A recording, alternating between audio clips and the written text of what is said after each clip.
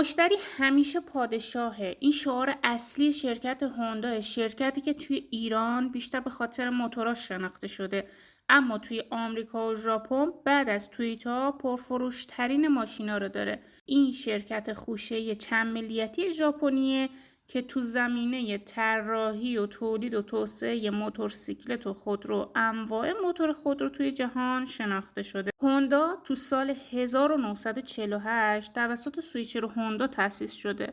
حالا میخوایم بریم ببینیم این سویچیرو هوندا کی بود و چطوری باعث تأسیس هوندا شد. آهنگری که هوندا رو ساخت. همون داستان تکراری خیلی از شرکت‌ها در مورد هوندا هم تکرار شده. یه جوون پرتلاش و فقیر صنعتگر که با تلاش خودش تونست یه قولو از هیچ به همه جا برسونه. سویچیرو هوندا پسر یه آهنگر فقیر بود که تو سال 1906 توی یه روستای کوچیک به دنیا اومد. این روستا توی 270 کیلومتری جنوب غربی توکیو بوده. بابای سویچیرو در کنار آهنگری که انجام میداد دوچرخه هم تعمیر میکرد. بنابراین سویچیرو قبل از اینکه وارد مدرسه بشه هم دوچرخه سازی بلد بود، هم کمی هم توی آهنگری سررشته داشت. تقریبا وقتی که 15-16 سالش بود یه آگهی میبینه که در رابطه با جذب نیروی کاره یه شاگرد مکانیک میخواستن. توی همون لحظه بود که سویچیرو به پدرش میگه میخوام از تحصیل کناره گیری کنم و برم کار کنم.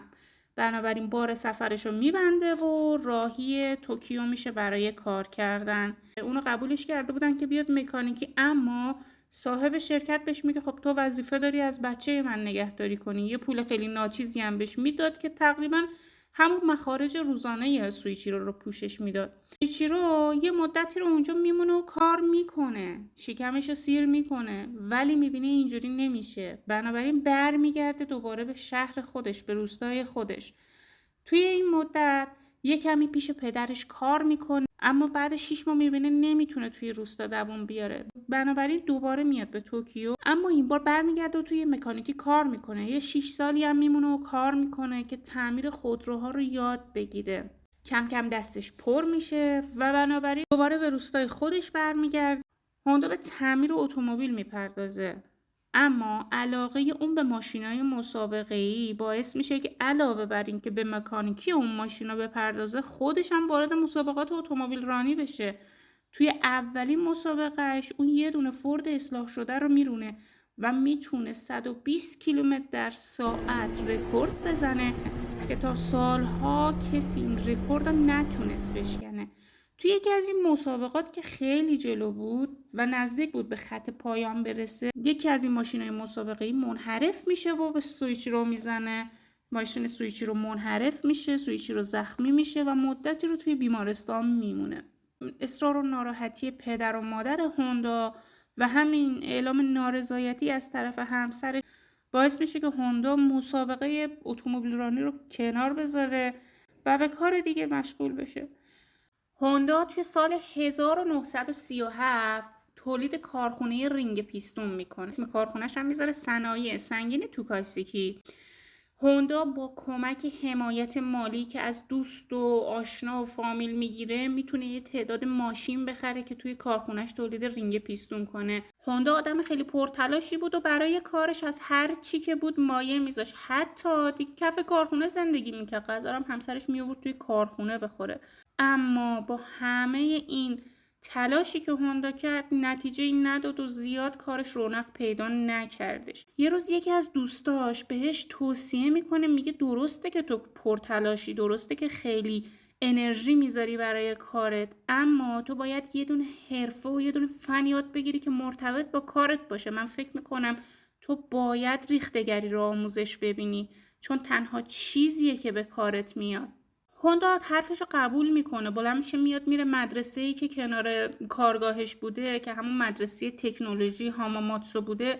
با معلم اونو صحبت میکنه و مشورت میگیره که من باید چی کار کنم. معلمه بهش میگه تو توی رینگ پیستونت به اندازه کافی سیلیکون استفاده نمیکنی. اون لحظه است که هوندا قرمز میشه، چون اصلا نمیدونسته سیلیکون چیه، دانش کافی در موردش نداشته و حتی نمیدونسته که بهش نیاز داره. اینجوری میشه که هوندا میره مدرسه تا بتونه بهتر به کارش توسعه بده.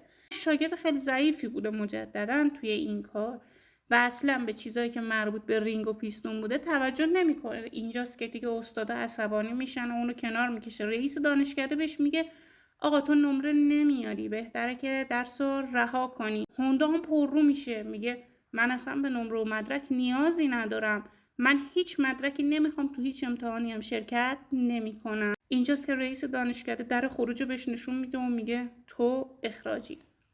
و اینجوری میشه که هوندا مجدد یه بار دیگه درسش رو رها میکنه، اما این بار با یه دانش بهتری دوباره وارد کارخونه پیستونسازی خودش میشه و شروع به تولید میکنه. این دوره انقدر روی کار هوندا تاثیر میذاره که میتونه یه قرارداد با شرکت تویوتا بگیره. توی جنگ جهانی دوم کارخونه پیستونسازی هوندا آسیب میبینه و دچار مشکلاتی میشه. حالا این کافی نبود، بعد از جنگ هم زلزله اون چیزی رو که از شرکت باقی مونده بود خراب کرد و نابود کرد. اما با همه این چیزا هوندا که تسلیم نشد، بچه پررویی بود. هوندا تو سال 1946 میاد مؤسسه تحقیقات فنی هوندا رو تأسیس میکنه، یه شرکت کوچیک که توی این شرکت به تعمیر موتور خودرو میپردازه. بعد جنگ جهانی دوم وسایل نقلیه توی توکیو خیلی وحشتناک و دودزا بوده، اکثرا هم با زغال کار میکرده و هر آن انتظار این میرفت که خاموش بشن و دیگه روشن نشن. به خاطر همین دوچرخه از محبوبیت خیلی بالایی برخوردار بود برای اینکه بتونه مسافرها رو جابجا کنه و مردم کاراشون رو انجام بدن.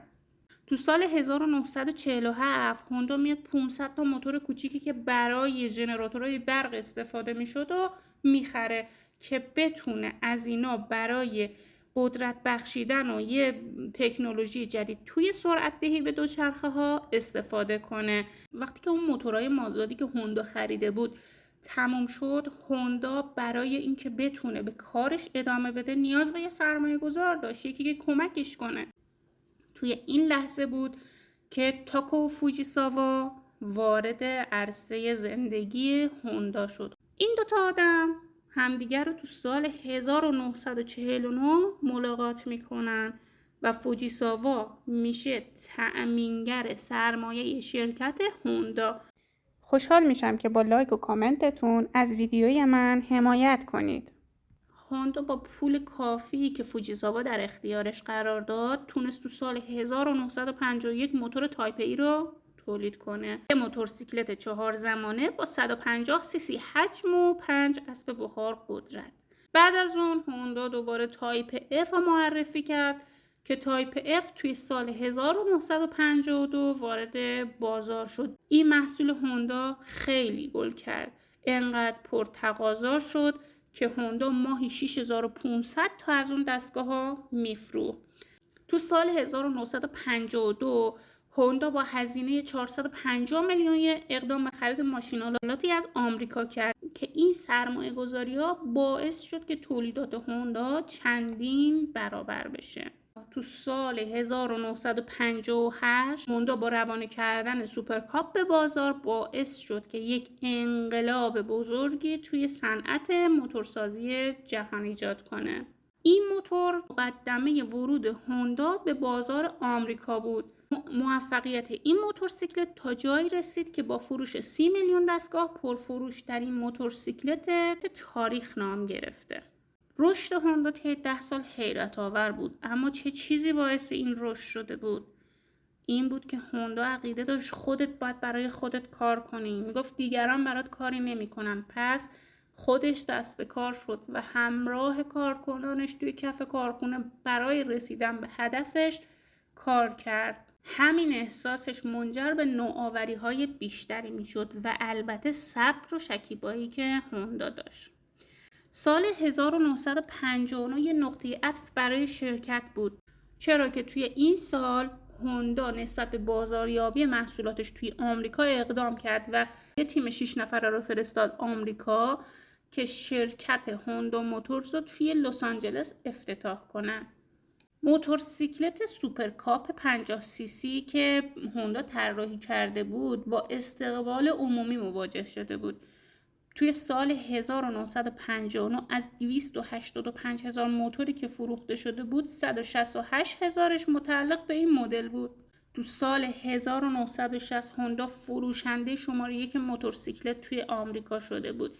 توی همین سال بود که هوندا از عرصه تولید موتورسیکلت وارد عرصه تولید خودرو شد و یه خودرو به اسم TC وارد بازار کرد.